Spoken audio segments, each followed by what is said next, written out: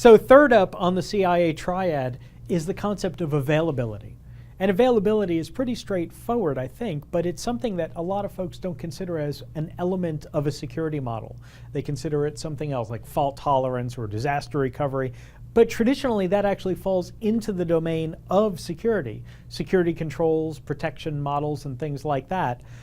And availability is all about being accessible and reliable. If you think about the concept again of the Amazon.com website, we do know that we want that Amazon website up. We want people to spend money on it. If you're in Amazon.com IT, you want to ensure that that website is up as often as possible because every moment it's down costs money. If you're running an airline reservation system, every moment that website is down or that reservation system is down costs you money. So availability is absolutely crucial.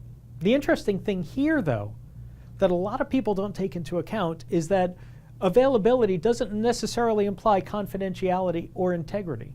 Having a system up and available as often as possible, as continuously as possible, does put the confidentiality and integrity potentially at risk. There may be some trade-off, some balance you have to make, because the more confidential and more higher integrity you've got, potentially you've got to trade off some of that availability. The easiest way to make something available, consider, is to copy it. Have a bunch of redundancy, have a bunch of different, let's say on a website side, hot sites, hot swap over, or clusters, things like that.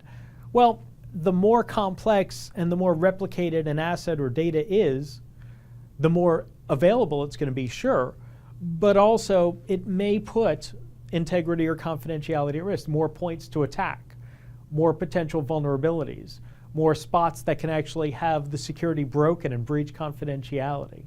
So to some degree, availability is both the easiest and the hardest. It's the easiest to understand. Available data or available assets are a key factor in a lot of the world that we live in right now for IT.